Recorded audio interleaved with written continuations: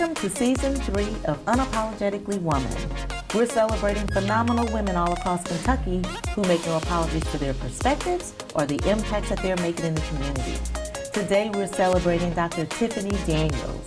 Tiffany is a wife, a mom, the owner of Chiropractic Care of Lexington, and she's the first African-American woman to be appointed to the Kentucky Horse Race Commission. Unapologetically Woman, Dr. Tiffany Daniels, that's you. Congratulations. Thank you. Thank you. I'm honored. Well, we are glad to have you here and Thanks. to talk to you about all of the great things that you've been doing. So, for over 20 years, you have been making people feel good, taking care of their health. Yes, ma'am. I'm a chiropractor. And you own your own business. I do. I've always been a nurturer, so I knew I was going to do something in the healthcare field, but chiropractic came easy because I like the natural method of it. Mm-hmm. So, and I see people who are, all walks of life for the most part. Of course, I see those ones that come in with their backs that go out, and as they say, and necks that are hurting and in pain. Mm-hmm. But also I see a lot of newborns. And then one of the main things that I'm really excited about is I see a lot of pregnant moms, and that's why actually I became a chiropractor. Because of a pregnancy that you were going through, or? Well, because I was in undergrad, and I was a biology major, and I planned, like I said, I knew I was a nurturer, so I was going to take care of somebody or something, and maybe, and I was thinking I was going to be an optometrist. But so I went to, I was asked, because I was a biology major from University of South Carolina, to go to a introduction of chiropractic, just to kind of figure out what it was. And I was like, I'm not really interested, but they said free food. They said free, we were going to go to Six Flags and a Braves game. I was like, okay, I'm in. So I took my, my poor self to Atlanta, thinking whatever, I'll just, make these people happy, and I'll come back and I'll be an optometrist. But went there and met a lady named Jane Fish in her office. She was actually adjusting pregnant moms. It was like a estrogen festival. There were moms all over her office, and I walked in. I'm like, okay, this is just it. This is it. This is it. This is me. This is my destiny. So. Of course, I came home and I told my mom and dad, I'm like, listen, I'm done with the optometry. I'm like, whatever. Next week you'll be back on optometry. But it didn't happen. And so, yeah, I went to chiro school and then opened my practice. First practice was in Marietta, Georgia, and started seeing pregnant moms and a little bit of everything. But a lot of my pregnant mom patients were my faves, and they still are now. Still your faves? Yes, they are, for sure. How did you get from Georgia to Lexington? My husband dragged me, kicking and screaming. No, I'm just kidding. So we were actually living in South Carolina, and then he got the opportunity to become a business owner. So we bought a franchise of Waffle House restaurants here. Is what brought us to Lexington. And your husband is Ray Daniels. My husband is Ray Daniels. And you have a couple of kids. I have 2 children. Evan, who's 18, who is graduating high school this year. How do you feel about that? Not very good. Not very good. I have an ongoing stomach ache for that.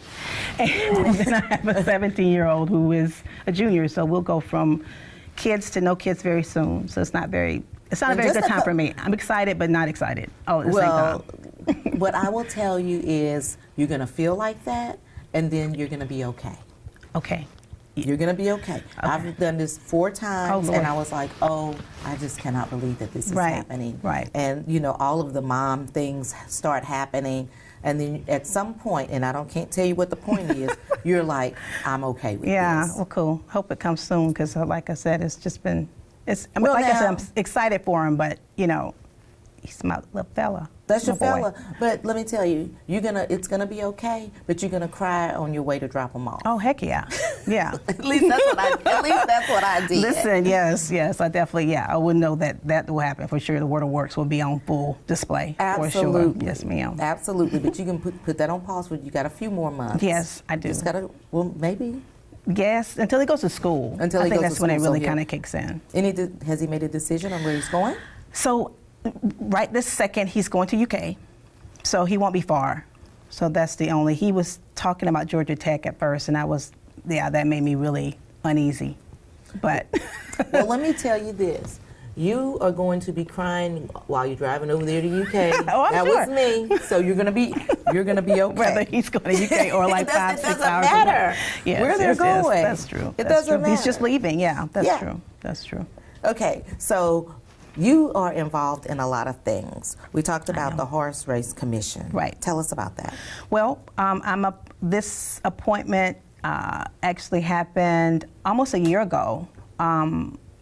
And I was honored for that. It was out of the blue, and we regulate, of course, everything in the horse racing industry and also wagering as well, so the betting portion of it. But of course, the overall idea is to make sure the horses and the riders are safe. Mm-hmm. So, to keep the integrity of the horse race industry here in Kentucky.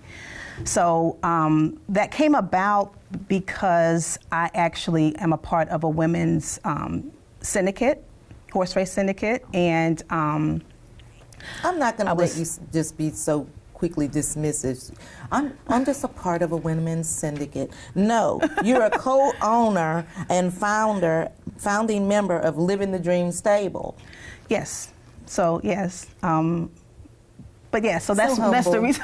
That's the reason why I'm actually a part of the horse race industry. I mean, I never really would have thought that would be a thing, but like I said, just humbled and, like you said, honored to just be a part of it, to be in the room with, to make those types of decisions and be able to have a vote in the things that are going on. You and your husband are really invested in horse racing. We are. Raymond and a guy by the name of Greg Harbert bought a horse.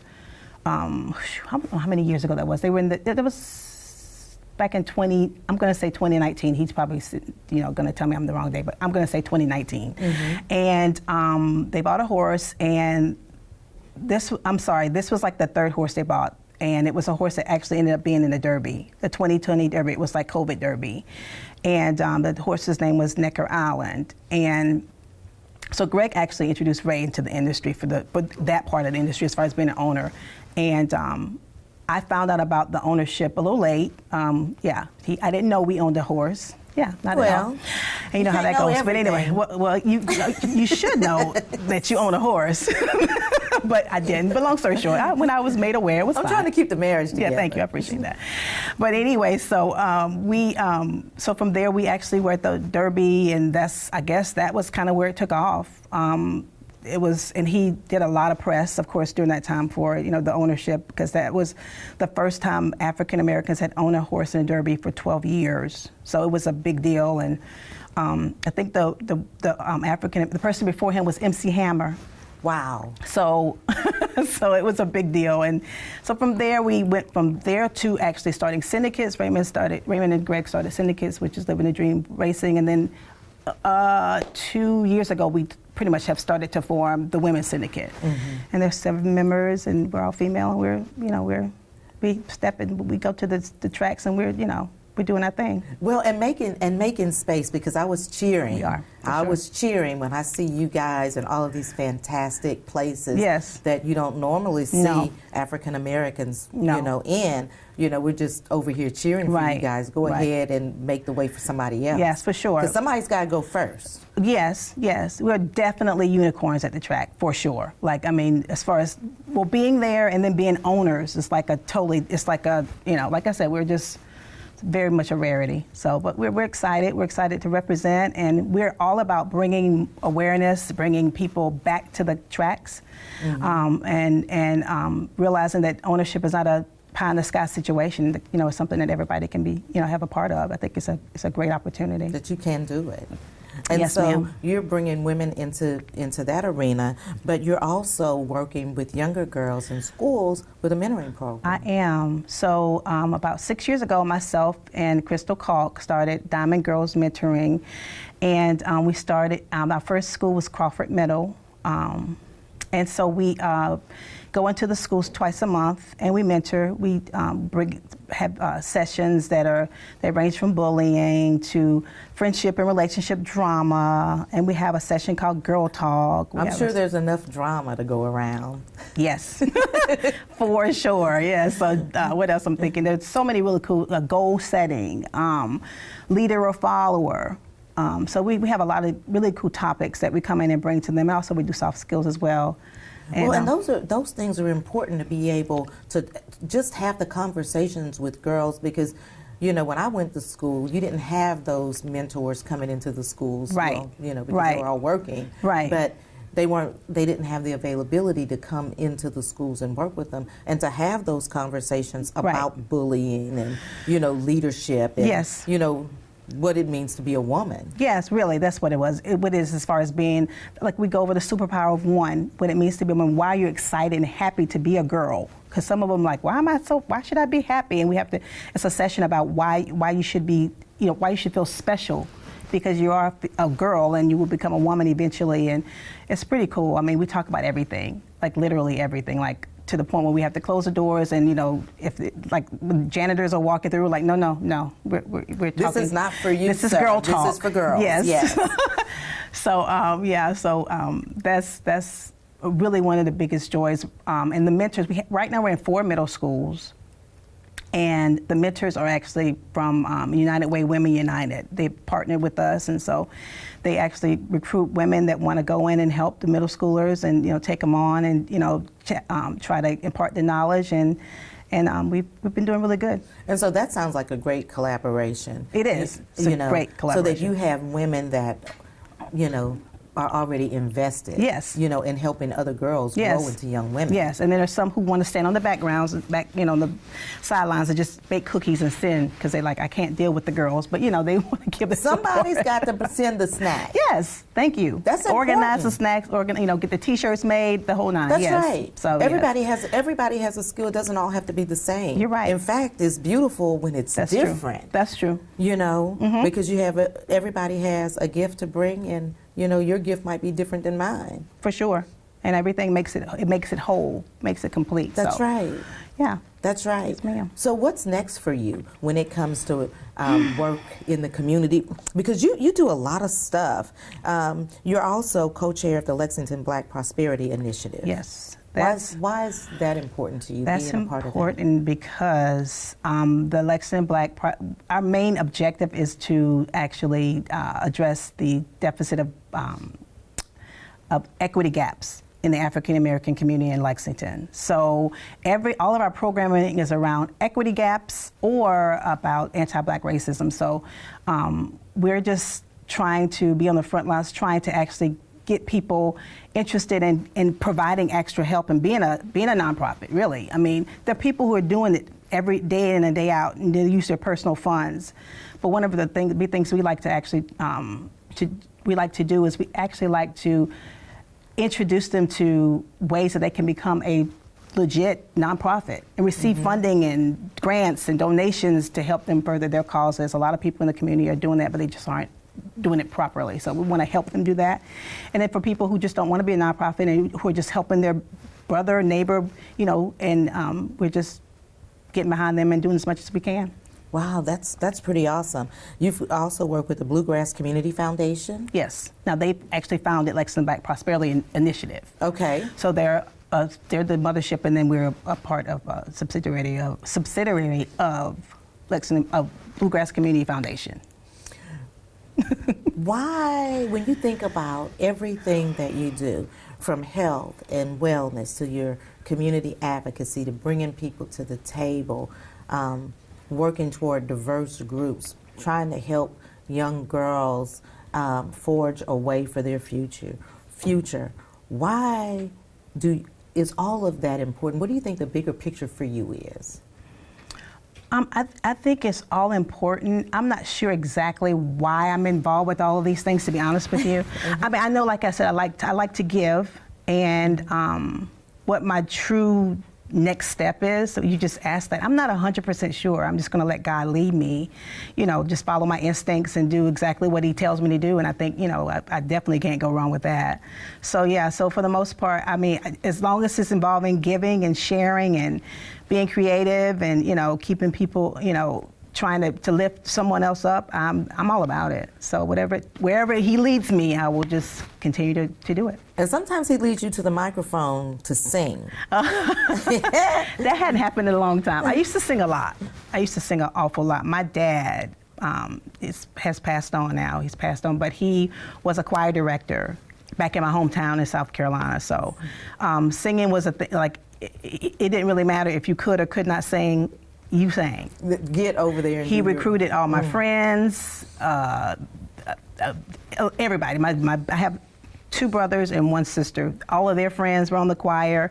So he did community choirs and choirs in my church back in South Carolina for many, many years. So the love of singing is because of him.